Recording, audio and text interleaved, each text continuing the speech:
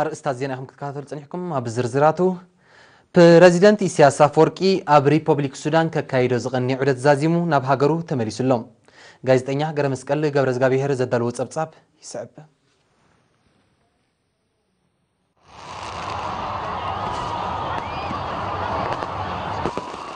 بريزيدنت إسياس أفورقي كاب 23 حدار أبزوباتات كيح بحرن كسلان ناي السودان ككايدو زغني عدد زازيمو بربع 27 حدار ناب هاجرو تمليسو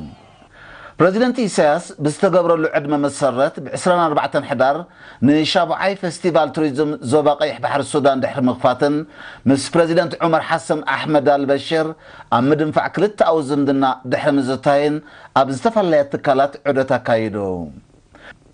ب 26 حدار أب ساعات نجوه ببريزيدنت البشير تسنيو نتي أب كبابي ودباويت كتما بورت السودان زركب ناي بلاستيك مخزن أب زبس حلو بزعباتي بزبناو ماشينرتات تبقيصو نابناي بلاستيك مخزن زملاء سرناي دحنتن وحسنتن كومون زصن حلو نوحات غزيه بزملكت كاب حلفتن نايت بروجكت مبرهته وايبوم قصيلهم ببريزيدنت إسياسن بريزيدنت البشيرن كابو دباويت كتما بورت السودان نشنخ مبراغ 280 كيلومتر رحيقون زركب ناي توريزم بوتا مريقهم كفيتام بدحر زي بريزيدنت إسياس أستشو 100 كيلومتر بماكينة تقوعيزو أبزوبا كسلا أبزاء تولو أما حضار زوبا كسلا السيد محمد يوسف آدمن كالوت سبسلطان نايت زوبان كاب كتما كسلا 5 كيلومتر بموصا دموق أكباب لاغيرو ملو بريزيدنت إسياس أفورقي أبشوعي فستيفال زوبا كيح بحر السودان نمستا بستقبرو العدم مسرت كاب أسمرا أستات 11 كيلومتر بماكينة تقوعيزو ب 23 حدار أب ساعات دحر قطريو ودباويت كتما بورت السودان آتيو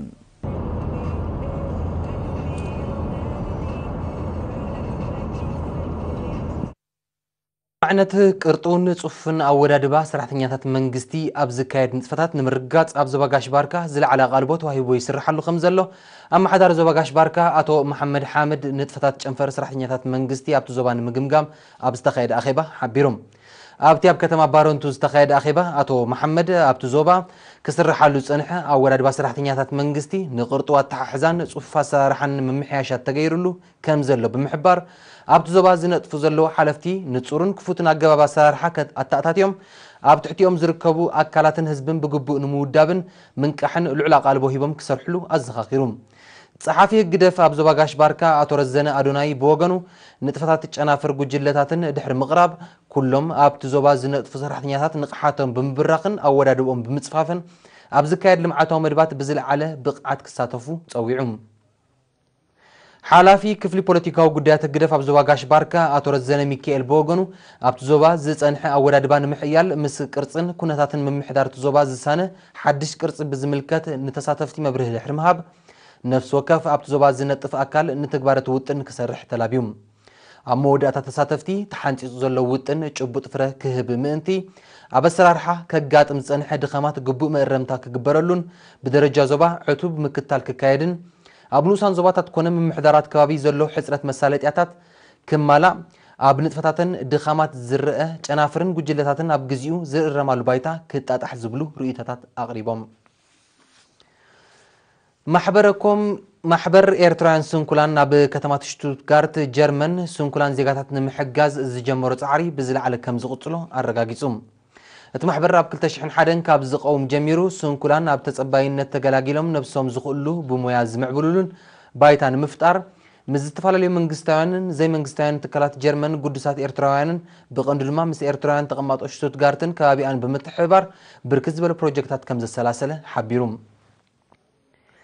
باز مسارات أبزو باقاش باركا نسنكولان سدرا بيتومن مسلطن مأكل كمبيوتر كم زخفته أبزو مأكل نسنكولان دك انستيو بمفرن هبي كم زتايسه أسات 10,000 يورو بمكاب دما ناقلقلت سنكولان زوعل مدهانيت كم زلاخه كمون بأبركتو أبالات محبركم همادن من اسيات كتما هيبنهايمن كابيان 16 كونتينرات بشكلتاتات عربية سنكولان كم زلاخه بمتقاس دما أبز غرب أوان تمساسال تحستو زلو 3 كونتينرات كل اختلاليم هلاو أبريهم بزي كازي أبالات محبركومات كتماتات إسلينغن سفن هاوسن سمور محبركوم شتوتغارت كلنن አይን ፈንደን ሽቱትጋርትን ከባቢአን ከምኡን ጉድሳት ኤርትራን ተቀማጦ ከተማ ዳርምሽታት ተበሃድሶ ስንኩላን ኩናት ዝውዕል ብድምር 7800 ዩሮ ከም ዝወፈዩ እትማሕበር ብተወሳኺ አመልኪቱም ማሕበር ኤርትራን ስንኩላን ኣብ ሽቱትጋርት ኣብ መወዳእታ ሕልናዊ ዕግበት ዝፈጥር ፕሮጀክታት ማሕበራት ስንኩላን ኩናት ኤርትራ ክውን ንምግባር ኣብነታው ተበግሶ ተወሲዱ ብጉልበትን ቁጠባውን ንዝተሓባበሩ ኩሎም ድሕሪ ምስጋን ኣብ ዝመጽ ወርሒ ታሕሳስ 2013 ኣብ ከተማ ሽቱትጋርትን ካልኦት ከተማታትን ጀርመን ብምኽንያት መዓልቲ ስንኩላን ዝካየድ መደባት ንምዕዋት ተሳትፎ ኩሉ ዜጋ ከዓዝዝ ጸዊዑ بموهد حزبن حزباو سراويتن ኣብ ዝተፈላለዩ ከባቢታት ሃገርና ልምዓታዊ መደባት ይሰላሰል ከም ዘሎ ይፍለጥ እዚ መደባት እዚ ድማ ኣብ መነባብሮ ዜጋታት ዓቢ አስተዋጽኦ ይገብራሎም ከም መቀጽልታ ናይዚ ህዝብን አባላት ህዝባው ሰራዊትን ኡዞባ ሃይኮታ ኣብ ፕሮጀክት ሕርሻ ፌስኮ ማእተታው ፈራ አካይዶም ኣለው ብዛዕባ እዚ ተስፋ ዓለም ሰሎሞን ዘዳለው ጸብጻብ አርሲያ መስመሮም ከተቀርበ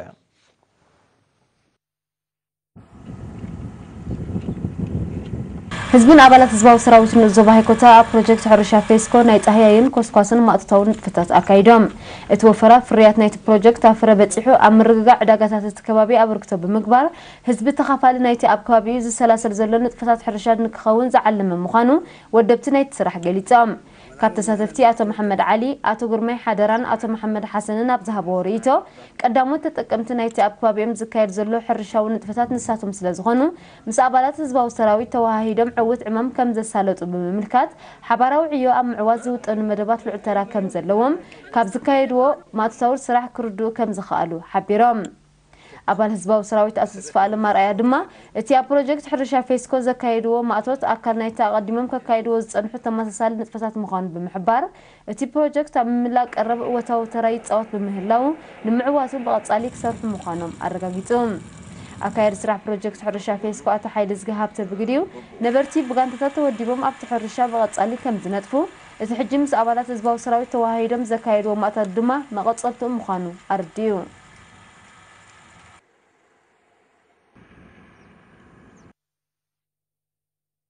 ኣብ ዝተፈላለዩ ከባቢታት ሃገርና ተዋዲደን ዝርከባ ትካላት ጥዕና ኣብ ምውሓስ ጥዕና ዜጋታት ዓባ ብርክቶ ይገብራ ኣለዋ ሆስፒታል ሓዝሓዝ ዝህቦ ዘሎ ኣገልግሎት ድማ ኣብነት ናይዚ እዩ ንጸብጻብ ዮናታን ይዕብዮ ኤልሳ ተስፋ ማርያም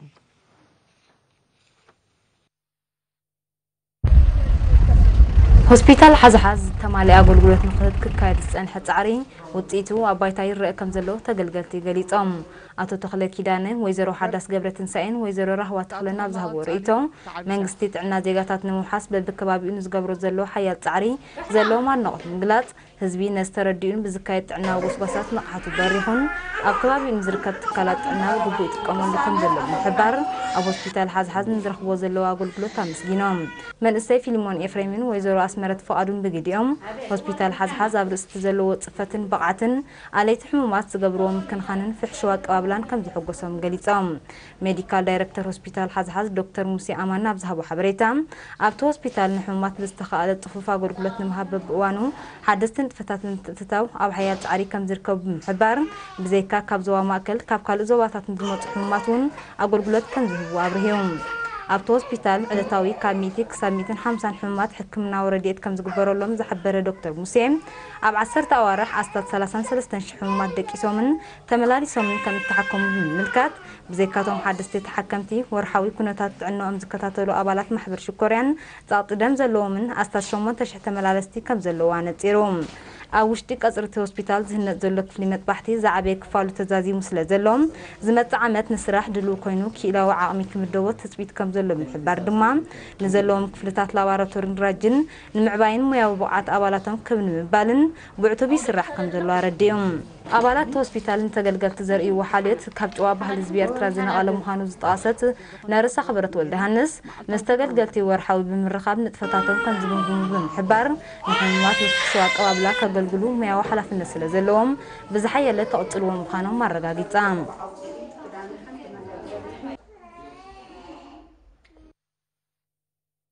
አካላት ህግደፍን መንእስያት ህግደፍን ኣብ ቤልጅየም መንግስትን ህዝብን ኤርትራ ዘሰላስሎ ዘለው መደባት ልምዓት ንምዕዋት ካብኦም ዝሕተት ከማልኡ ቁርባት ምዃኖም ናይ 2013 ንጥፈታቶም ንምግምጋም ኣብ ዘካየዱ ኣኼባ ገሊጾም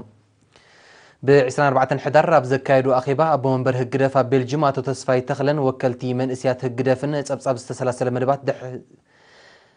ዝተሰላሰለ መደባት ስራሕ ምስናይ ብልጫታቱን ሕጽረታቱን ድሕሪ ዘቕረብዎ ጸብጻባት ተሳተፍቲ ብሰፊሑ ተመያይጦም ሃነጽቲ ሓሳባት ድሕሪ ምሃብ ኣብ ዓመት 2014 ንጥፈታቶም ከስፍሑን ከሕይልን ብምውሳን መደባት ስርሖም ሓንጺጾም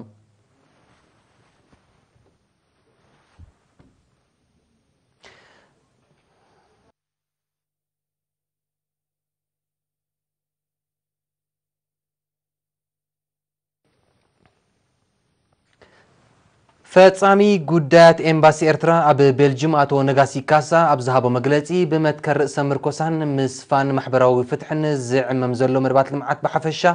ብፍላይ ድማ ኣብ ትሕቲ ቅርጺ ከምኡውን ኣገልግሎታት ትምህርትን ጥዕናን ተመዝጊቡ ዘሎ ዓወታት መብርሂ ድሕሪ ምሃብ ኤርትራውያን ነበርቲ ቤልጅየም ተጠቀምቲ ናይቲ ንዜጋታት ቀዳምነት ዝህብ ኣብ ሃገርና ተራሒ ዘሎ ዕድላት ወፍሪ ክኾኑ ኣዘኻኺሩ ኣቶ ነጋሲ ኣስዒቡ ኣብ ዞባናን ርግኣት ክሰፍን ኤርትራ ትጻወቶ ዘላ ተራን ኣብ ዲፕሎማስያዊ መደባት ዝምዝገብ ዘሎ ዓወታትን ብምግላጽ ኣብ ልዕሊ ኤርትራ ክካየድ ዝጸንሕን ዘሎን ስነኣምራዊ ኩናትን ካልእ ሽርሕታትን በቲ እናበረኸ ዝመጽእ ዘሎ ንቕሓትን መኸተን ይፈሽል ከም ዘሎ ኣረድዩ